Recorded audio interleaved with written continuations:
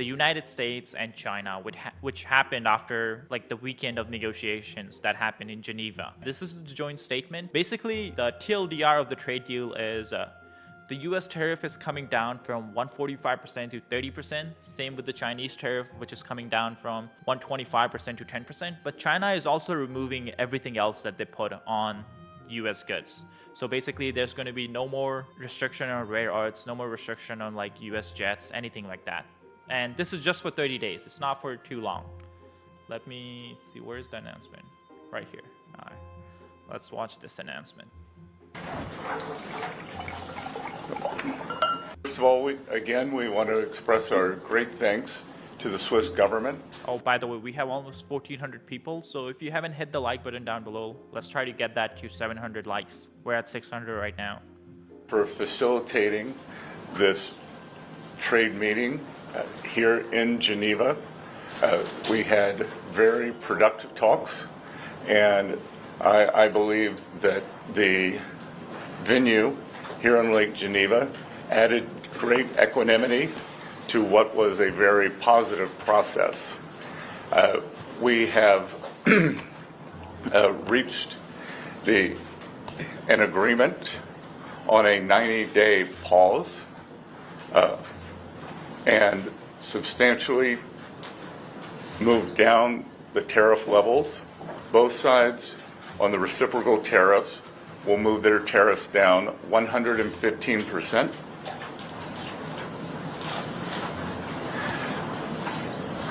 We had very robust discussions.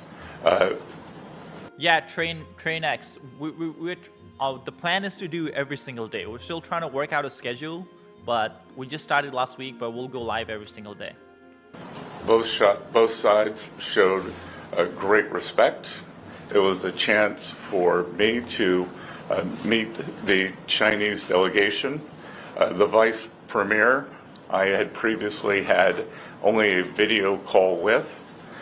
Ambassador Jameson was familiar with two of the other leaders on the delegation from his previous time.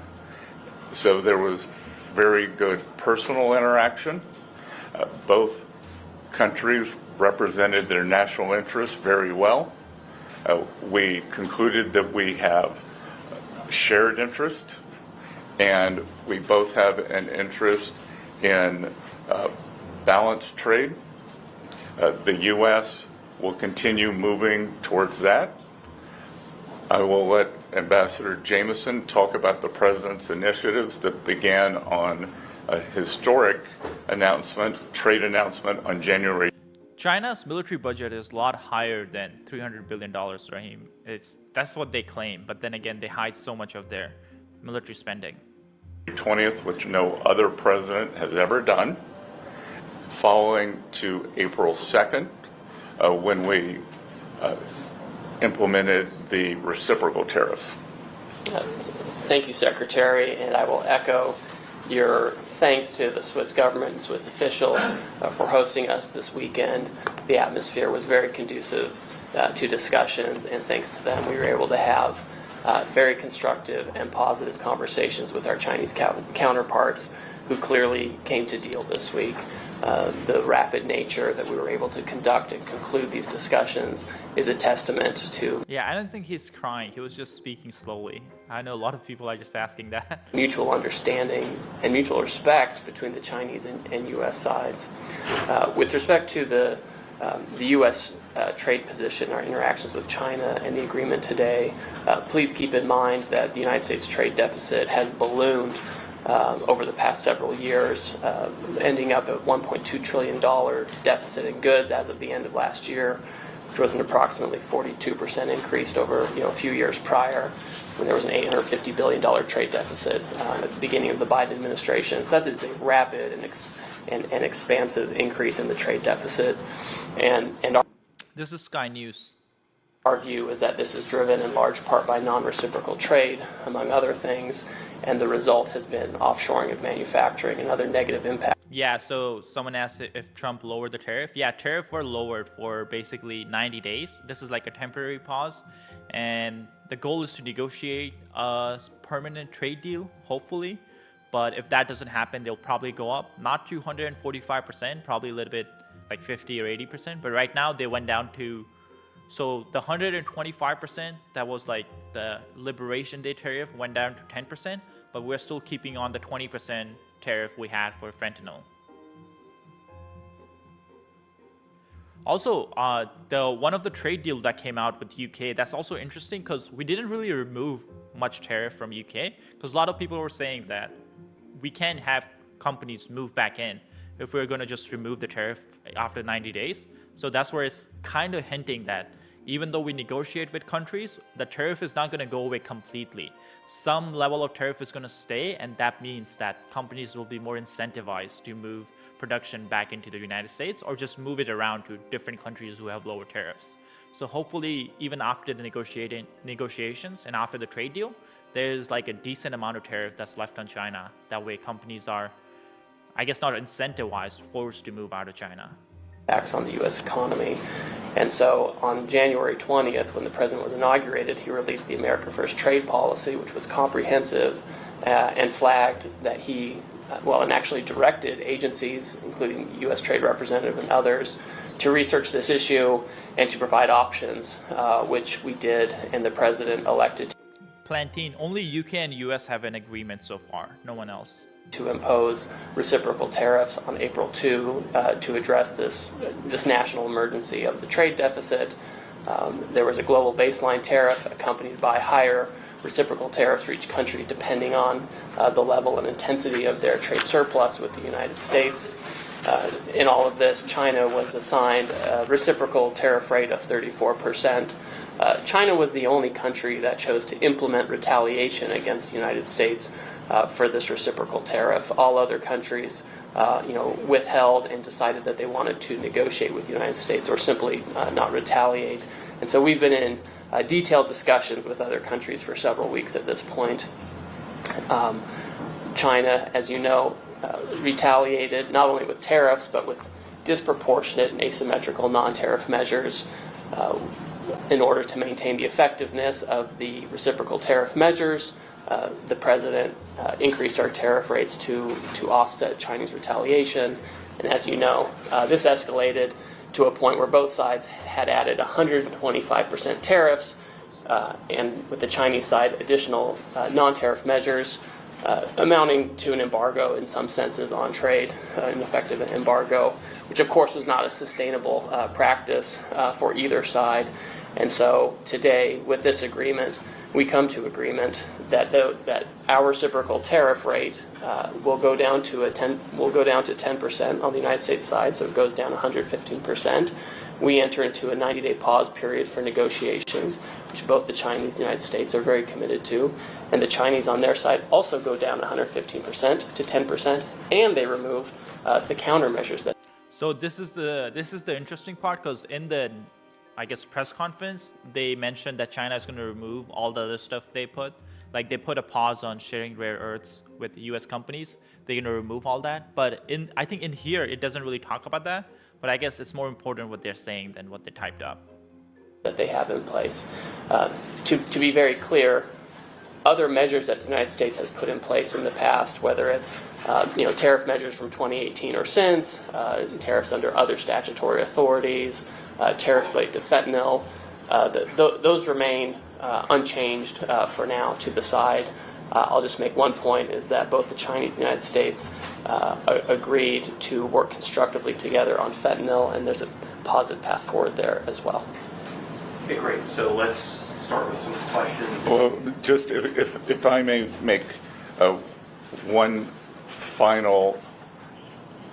few final remarks to give you framing and context. I think throughout the trade process, we have had a plan, we have a process in place, and now with the Chinese, after this weekend, we have a mechanism for continued talks. So, process, plan, and mechanism. I would say one of the big takeaways from this weekend, the United States will continue a strategic rebalancing in many areas that were exposed as supply chain weaknesses during COVID, whether it's medicines, whether it's semiconductors, steel, we've identified 5 or 6 strategic industries and supply chain vulnerabilities. And so 5 or 6, he talks about it. I think a lot of the big, so semiconductors is one of them, medicine, I wonder what else. He'll talk about it later, but US definitely wants a lot of these industries back in the United States. So I guess a lot of high value industries will come back. All the other industries, they could stay in China. That's what they said in the press conference at least. Or they could go to other countries that are closer to the United States than China. We will continue moving toward US independence. Yeah, like Eric said, Eric Rodriguez, the negotiations are also going to focus on these non-trade barriers, and they mean a lot of things. One of them is China just banning US companies. And the interesting thing I learned since the trade war started is one reason China is banning so much US companies from competing inside China is because a lot of big Chinese companies are owned by CCP officials. If you own a company, you don't want competition. You would rather get rich without any competition. So that's one of the big reasons behind why China doesn't want US companies coming into China and competing, because it's just more money for the CCP. And on top of that, just a month ago, we got some report that Xi Jinping's family is worth $1 billion just because they own so many big companies in China. Or reliable supplies from allies on those. But the we're at 777 likes. Let's see if we can get that to 900. We have almost 1,400 people watching. So yeah, be sure to hit the like button down below if you haven't already. Consensus from both delegations this weekend is neither side wants a decoupling. And what had occurred with these very high tariffs, as Ambassador Greer said, was the equivalent of an embargo. And neither side wants that. We do want trade. We want more balanced trade. And I think that both sides are committed to achieving that. We would like to see China open to more U.S. goods. We expect that as the negotiations proceed, that there will also be a possibility of purchase agreements to pull what is our largest bilateral trade deficit into balance that has gotten out of balance. And much of this has happened through neglect over the past 4 years, as the previous administration did not. Well, Dresden or Drayden, it wasn't just US giving Pakistan $1 billion. It was really like IMF. So a lot of Western countries are involved, but still doesn't make sense. Especially if Pakistan is buying Chinese weapons, partnering with China. I don't understand why they want Western money. They should ask China for money. Engage on this issue. That was put forward to us by the Chinese, in fact, and we can see it in what happened to the Phase 1 agreement. We are only looking forward, and we look forward to very good discussions now that we have the mechanism created in Geneva this weekend for talks.